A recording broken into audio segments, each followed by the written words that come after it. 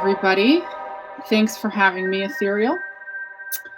My name's Carolyn Reckhow, and I'm head of strategy and business development at Thesis, which is the parent company of Keep Network. And I've been in the crypto space for about 5 years. I started out as one of the first employees at Consensus, actually helped to put on one of the first, or the first, Ethereal back in 2017. So this is quite a way to be back. After Consensus, I did that for 3 years, and then I helped a Bitcoin maximalist company get off the ground. It's called Casa. I did that with Jameson Lopp, Elena from Trezor, a really different world than the Ethereum world. And I refreshed on some important fundamentals when I was there, focusing on security, resilience, adversarial thinking, and the importance of empowering individual sovereignty above all else. But at the end of the day, I'm a technologist and a builder first, hodler close second. So I decided Bitcoin only wasn't for me, and was super excited to meet Matt Luongo and the Keep team. And they had just been working on a project that bridged the best of these two blockchains with tBTC. So title of my talk is From Money Legos to Blockchain Legos. And, you know, it really dives into why are we all here in this system, in this ecosystem, right? Some of us came into crypto for the world computer, unstoppable code. Right now, the big DeFi, right? So money Legos, the idea that decentralized finance can allow you to stack all of these homespun financial primitives on top of each other and build a trustless, customized finance stack, which is awesome. And today, I'm going to talk a little bit about tBTC, which is a really important money Lego that actually serves as a connector piece between blockchains. And I'm going to talk more in a second about why it's important that we start thinking about DeFi and the crypto ecosystem in terms of blockchain Legos instead of just money Legos.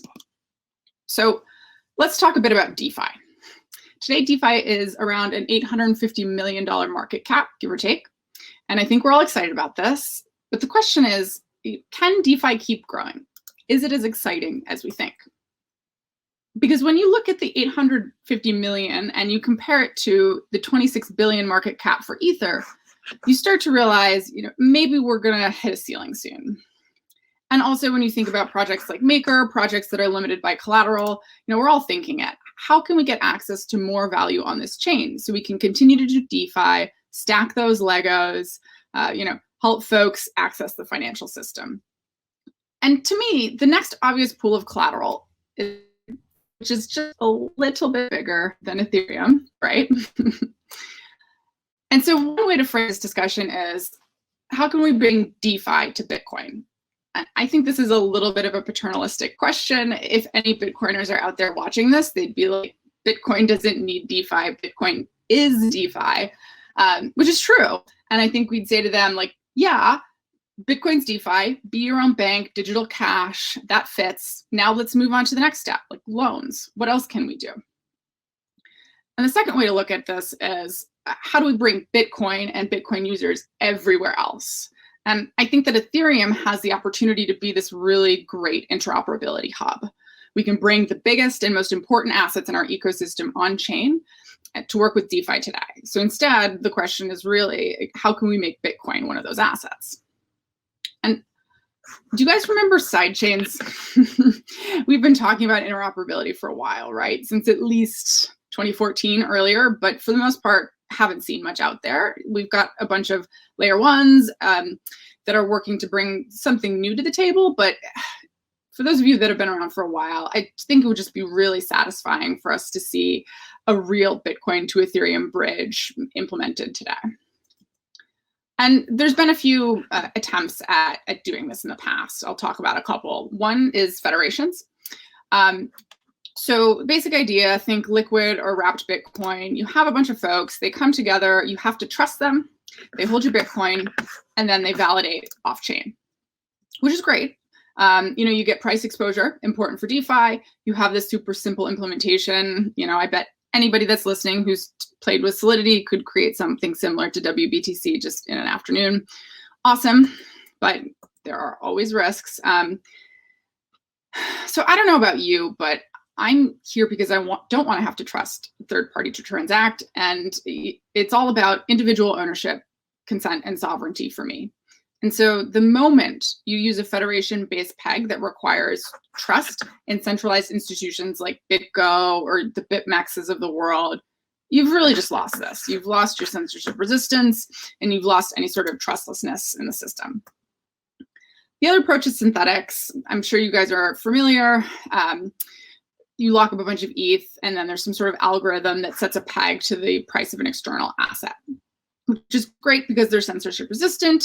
If you're pegged to a stock or something, you can be confident that someone's not going to seize that, which is awesome. But of course, always downsides. Two that I see. One is that it's dangerous. The more synthetics you stack, the more FX risk you stack, and the greater your chance of some block swan event happening throughout all of the DeFi system, just like waterfalling, not good. But the real issue for me, at least, is that you can't redeem them for Bitcoin. So if I'm trying to convince my Casa Bitcoiner friends like Jameson Lopp, that to use a system like this, those folks are just not going to be interested in an ETH-backed synthetic. They want to know that you're using real Bitcoin on a side chain. So what do we really want here? What is it that we're not getting from federations and synthetics? And what we really want is a censorship-resistant, fully Bitcoin-backed ERC20 on Ethereum. How? All right. I'm going to show you how before I tell you how. And give me a minute to switch over to a quick demo.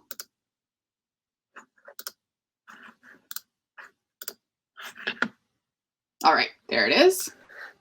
So this is tBTC. It's a pretty straightforward dApp experience. It's actually across an Ethereum and Bitcoin dApp. Right here, what you're doing in the beginning is you're initiating a deposit. You're asking a group of signers that are on the Keep network on the Ethereum chain to come together. They're randomly selected to form a signing group, which is sort of like a multi-sig, but it's ECDSA Keep. And they're generating a Bitcoin deposit, this address. This is a PKH hash, and they're fetching it right now. And in a moment, you'll see that we've got a QR code and we can send some Bitcoin into the system. There we go. So you send your Bitcoin. There's a small fee, much smaller than that right now. This is an old version. And after you send it, you actually have to wait 6 block confirmations. We've shortened this a little bit, so we're not waiting an hour. But at that point, it's really simple. There's one last step, and that is to prove that you paid this Bitcoin. This is an SPV proof that you're submitting to the Ethereum chain. Last step here. You're saying, I sent the Bitcoin, here's the SPV proof. And there we go. You've got your tBTC. That's simple. All right, switching back here, I'll talk a little bit more about what you just saw. All right, so how? What was that? So the idea behind all this is we're calling it a bonded multi-federated peg. And the idea is that you're actually watching the Bitcoin chain yourself. You don't have to trust entire economies to a single 11 out of 15 multi-sig. And if you're going to trust somebody, they should have to put down a deposit first. They need to be bonded. Going into a bit more depth. So for every Bitcoin that gets deposited, a new dynamic federation is created. And we actually have our own random beacon that we built for the Keep network that samples these validators called signers. Signers are running Keep nodes, and they all hold the Keep token, and this prevents Sybil attack. And in the tBTC system, when this random set is selected, those signers are coming together and they're creating a brand new wallet for each deposit. And then we bond all of these federation members.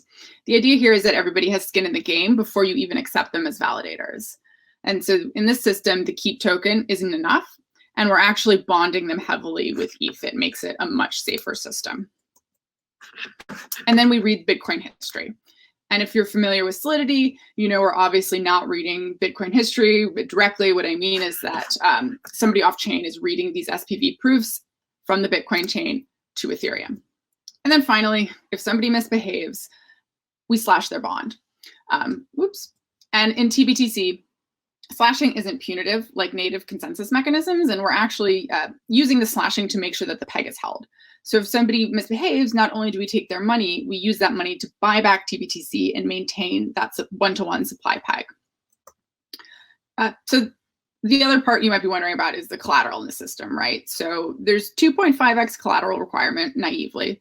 And we say 2.5 because if you think about it, it's actually more like 1.5 because there's liquidity on the Ethereum side. But actually, through some cleverness, you can allow the depositors to collateralize against each other, and you can actually get it closer to 1.4x total collateral. And so the key takeaway here is, yes, this is not a cheap system to run. It's expensive, but it's way less expensive than getting doxxed. It's definitely the safest decentralized peg out there. And because you always have this backup, right? And it makes it good for ETH because you have a lot of ETH locked up. It does fall back to synthetics if there's misbehavior. And obviously there's an oracle here if we've got collateralization. And for the first version, it's a centralized price feed. We're using Maker's Medianizer. They actually did some work and built a BTC ETH feed for us. It was just approved the other week. So we're excited to be using that. But the goal is to be as decentralized as possible. So for version 2, we've been whiteboarding a decentralized price feed alternative that we're calling a priceless feed mechanism. So that's tBTC. It's brought to you by a few folks, Keep Network, obviously, but also Suma in the cross-chain group. It's a completely open source project. And let me tell you a bit more about the cross-chain group. So these guys are the real geniuses behind the blockchain Legos meme. As you guys have noticed, it's not just Bitcoin and Ethereum anymore. There's a host of new exciting layer 1s launching in 2020. The cross-chain group was formed by Keep and Suma to create a chain agnostic-led interoperability working group. And this group focuses on research and development of cross-chain architecture and that can be used across multiple chains. And it's a great initiative. We've already got a ton of great founding members like the Web3 Foundation, Nervos, Cosmos, a bunch of others. So if you're interested in joining or learning more, I think the best way to do that is to check out our Telegram group right there. So the title of this talk is Blockchain Legos. So far, I haven't referenced it specifically too much, but I can give you a little bit of a teaser about what this means and what you might be looking forward to in the future. So, I mean, so far I've really only talked about 2 blockchains, your Bitcoin blockchain and Ethereum. But the cool thing about tBTC is that the technology here can be used on a lot of different blockchains. It uses this threshold ECDSA signature tech, which is something that almost all blockchains that are out there right now also use. So we're talking to a handful of other teams that are involved with the cross-chain group that are interested in building Bitcoin bridges on different blockchains or building different asset bridges to Ethereum or different chains. Like, for example, Zcash is super excited about some sort of maybe TZEC or bringing Bitcoin onto Zcash. And then we also have some conversations going with folks at Cosmos, at Polkadot. There's a lot of different ways that the next version of this could go. But for right now, we're focusing on launching tBTC. This is the last thing I'll talk about here. We're live. This is a super exciting timing for us because we've just launched the Keep Network in the past couple of weeks. And on Monday, officially, the tBTC app is going to be live, meaning what you just saw there, an updated version of it, is going to be available for everybody to use. You can check out tbtc.network for the link, and you can mint tBTC with your Bitcoin directly. And we're joined by some fabulous teams. It turns out about 80% of the DeFi market is excited about blockchain Legos as well. They want Bitcoin in their DApp. If you're not on that screen and you want to be, you can hop in and do it yourself. This is how you can find some documentation if you're a developer and you want to integrate tBTC, you want Bitcoin in your DApp. So what if you're not a DApp team and you want to get involved? Are there some options? Hell yes. So help us build blockchain Legos. Help us bring Bitcoin to DeFi. And you can do this starting June 8th. If you've got ETH, you can stake that ETH to support the tBTC system and earn fees and keep for doing so. If you're interested in this, if this sounds cool, if you've got ETH, join the stake drop and check out this Crowdcast link here. This is our kickoff event, and we'll tell you everything that you need to know about how to bring Bitcoin to DeFi. One last piece here, another way to get involved. If you don't want to wait until June 8th, join us in our incentivized testnet starting now called Play for Keeps. I want to give a shout out to pioneers at Cosmos with Game of Stakes for those cutesy incentivized testnet nicknames. Love them. So what this is all about is we're issuing Keep grants to folks that step up and add value to the ecosystem. So that could mean, staking early on testnet, writing technical or non-technical guides, translations into other languages, or just building cool Keep and tBTC dApps. And so every month, our group of community judges is going to give away tens of thousands of dollars of Keep. And how do you do this? Just join our Discord. Best way to get started. You can make your contributions visible there. So that's about it for today. This is how you can follow us and stay in touch with all of our updates and everything that's coming down the line. Thanks, guys.